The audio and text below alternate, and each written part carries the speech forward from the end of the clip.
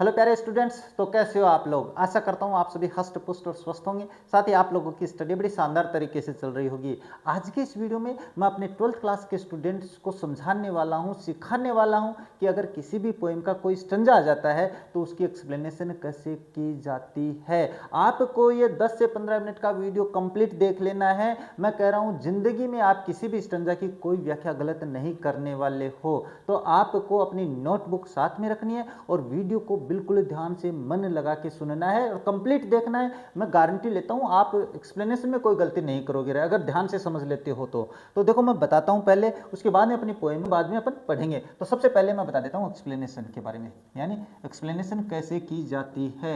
ये एक्सप्लेनेशन को हिंदी में तो आपको पता है क्या कहते हैं, व्याख्या कहते हैं, है ना। तो ये तो आपको ध्यान में रखना है, कोई दिक्कत वाली बात ही नहीं है, ये तो आपको समझ में भी है भाई।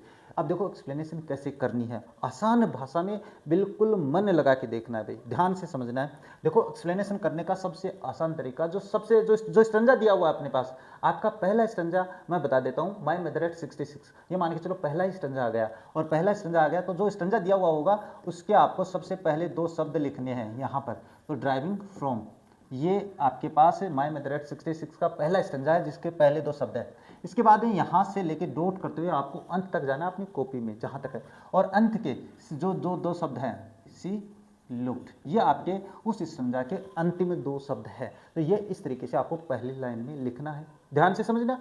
इसके नीचे वाली लाइन में आपको क्या लिखना है, देखो मैं बता देता हूँ। इसके नीचे आपको लिखनी है रेफरेंस। क्या लिखनी है? रेफरेंस लिखनी है, और इसको हिंदी में कहते हैं संदर्भ। दिमाग से समझने वाली बात है। अब रेफरेंस को आपको अंडरलाइन करनी है, और इससे नीचे वाली लाइन में यहां से शुरू करना आप लोगों को, यहां से शुरू करेंगे। और रेफरेंस में क्या लिखा जाता है अभी बता देता हूं। उस पंक्ति अपने पास ये जो स्टंजा है, ये पंक्ति है, ये जो पंक्तियां आपके सामने जो स्टंजा है वो कौन सी कविता से लिया गया है ये बात लिखेंगे, और कविता किसने लिखी है वो लिखेंगे, और उस कवि की थोड़ी सी विशेषता करेंगे। बस इतनी सी बात लिखेंगे, 3 लाइनें लिखेंगे और आपका रेफरेंस बड़ा शानदार लगेगा। देखो मैं लिख के बताता हूँ इसका, यानी अपने पास ये जो पोएम है इसका लिखता हूँ। रेफरेंस पे क्या लिखूंगा? दीज लाइन्स, है ना, दीज लाइन्स ये कर सकते लिख सकते हो, या दिस स्टंजा लिख सकते हो, दिस स्टंजा, ये कर दिया। अब अपने पास दोनों में से कोई भी एक लिख देना, लेकिन हेल्पिंग वर्ब में थोड़ी सी समस्या आएगी, तो मैं बता देता हूं, आप दीज लाइन से कर देना। और आपके पास अगर दिस स्टंजा लिखते हो तो हेल्पिंग वर्ब क्या लिखनी है, तो देखो दीज लाइन्स के लिए आपको हैव करना है क्योंकि बहुवचन है, और स्टंजा करो तो हैज करना है। दोनों एक बात आ गई, मैंने बता दिया। उसके बाद में यहाँ पे बीन का प्रयोग करेंगे, have been taken, taken from, ये मैंने यहाँ पे बता दिया अभी। अब फ्रॉम के बाद में उस कविता का नाम लिखना है जिसमें से स्टंजा आया है। तो मुझे तो पता है कि ये माई मदर एट 66 से लिया गया है, तो मैं यहाँ पे लिख देता हूँ my mother at 66, my mother at 66, ये मैंने लिख दिया भाई यहाँ पे। अब यहाँ पे खत्म कर देता हूँ। अब इसके बाद में क्या लिखोगे? It was composed, it was यानी कविता के लिए आया है, इट वॉज कंपोज्ड बाई। अब ये बाई के बाद में उस कवि का नाम लिखना जिसने वो कविता लिखी है, तो इसकी कवियत्री है वो कमला दास है, तो मैं यहाँ पे लिख देता हूँ कमला दास, कमला दास, ये मैंने लिख दिया भाई। अब यहाँ पे कंप्लीट कर देते हैं। अब इस कवियत्री के बारे में छोटी सी तारीफ कर दो, है ना। वो क्या है? She was a very famous poet, very famous poet, एक बहुत ही फेमस प्रसिद्ध कवियत्री थी। पोइटिस होता है वैसे, लेकिन कवि भी लिख सकते हैं।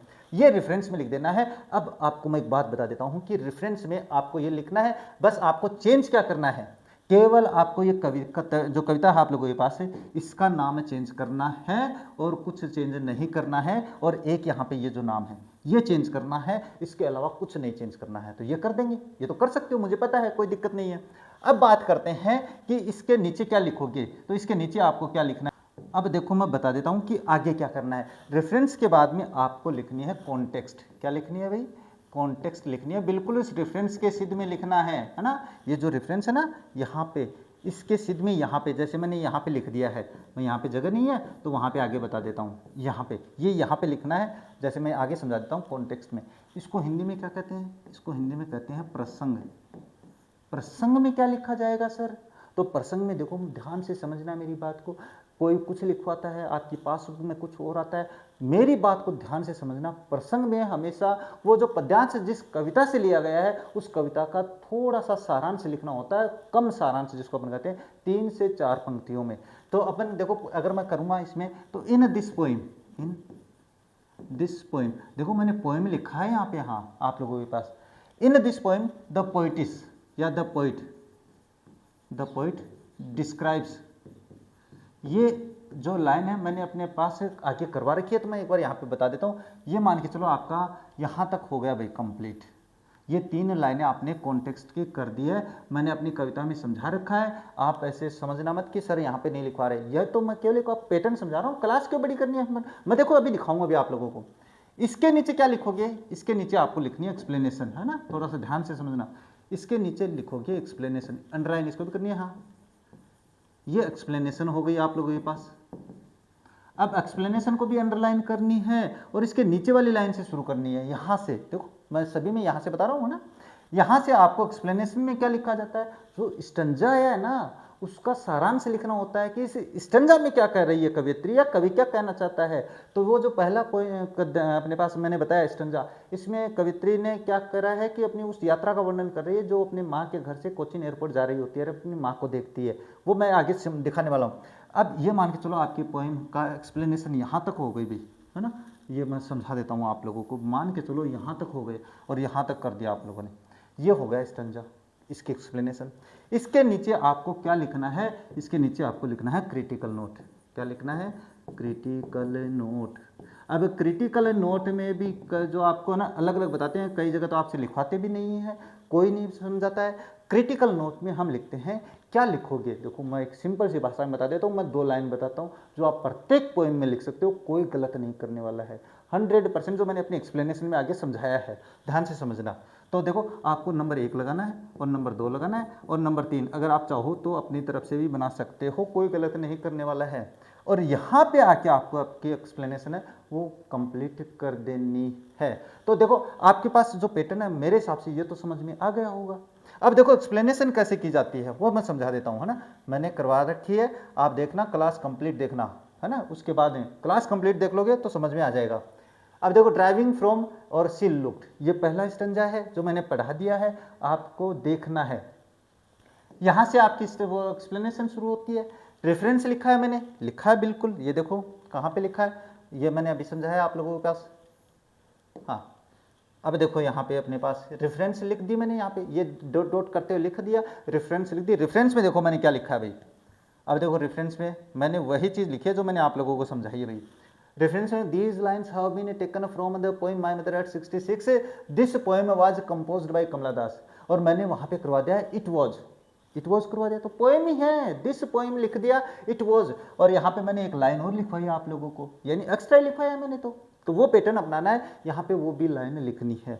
इसके बाद में मैंने बताया कॉन्टेक्स्ट, तो कॉन्टेक्स्ट में देखो प्रसंग मैंने बता दिया वहाँ पे। इन दिस पोएम मैंने वही बताया, the poet describe the moment when she goes to his parents home, she tells about the journey which she had with her mother going to airport, she also tells that she feels pain for her mother. ये सारी बात अपने poem है उसमें बताई गई है, यानी पोएम में ये सारी बातें समझाई हुई है। अब यहाँ से देखो एक्सप्लेनेशन जो मैंने समझाई है, ये एक्सप्लेनेशन मैंने यहाँ तक करवा दी भाई, देखो करवा दिया, उसी स्टंजा की है जो मैंने बताया ये।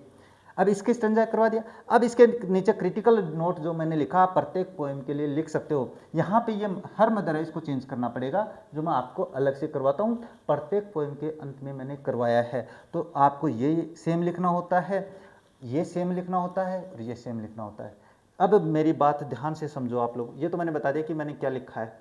अब बात करते हैं, यहाँ पे आ जाते हैं, है ना, और यहाँ पे आकर ये मान के चलो ये स्टंजा नहीं आया और दूसरा आ गया, तो फिर क्या करेंगे सर, तो देखो ध्यान से सुनियो मेरी बात ने, अगर दूसरा आ गया हो तो भी आपको रेफरेंस यही रखना है, क्योंकि वो स्टंजा भी तो इसी पोएम से लिया गया है, इसी से, और इसी ने लिखा है, तो इसका मतलब ये तो सेम रहना है, चाहे कोई भी स्टंजा आ जाए इस पोएम का। ऐसे नहीं कि दूसरी पोएम का आ जाए रहे, आप दिमाग एक्स्ट्रा लगा लेते हो, मुझे पता है, दिमाग एक्स्ट्रा नहीं लगाना है। अब कॉन्टेक्स्ट में यही रहेगा, जाहिर सी बात है, जो कॉन्टेक्स्ट मैंने बता दिया है कॉन्टेक्स्ट भी वही रहेगा, क्योंकि उसी पोएम से है तो उसी पोएम का कॉन्टेक्स्ट लिखना है, तो कॉन्टेक्स्ट भी सेम रह गया। अंतर कहाँ पे करना है? एक्सप्लेनेशन में करना है, क्योंकि एक्सप्लेनेशन में थोड़ा बहुत आप अपनी तरफ से भी जोड़ सकते हो, दिमाग लगा सकते हो, मुझे पता है। और क्रिटिकल नोट भी सेम ही रहता है। तो इसका मतलब क्या है? केवल आप लोगों को एक्सप्लेनेशन याद करनी है, बाकी सब कुछ सेम रहेगा। और मैंने अपनी क्लास में भी यही समझाया है। तो मुझे नहीं लगता अब आप लोगों को एक्सप्लेनेशन में करने में कोई समस्या आने वाली है। अगर आप लोगों ने ये देख लिया है, ढंग से समझ लिया है, तो मैं गारंटी लेता हूँ भाई अब आपको एक्सप्लेनेशन करने में कोई समस्या नहीं आने वाली है। तो बस आज की इस वीडियो का बस यही अपने पास उद्देश्य था कि मैं आप लोगों को एक्सप्लेनेशन करना सिखा दूँ। आगे की क्लास जो मैंने बनाई है उस क्लास में मैंने प्रत्येक स्टंजा की आप लोगों के लिए एक्सप्लेनेशन करवा रखी है, तो आप वो क्लास कंप्लीट देखना। तो आज की वीडियो में बस इतना ही, मिलते हैं अगले वीडियो में अपनी पोएम के साथ एक्सप्लेनेशन लेकर। तब तक देखते रहे हमारा चैनल। जय हिंद, जय भारत।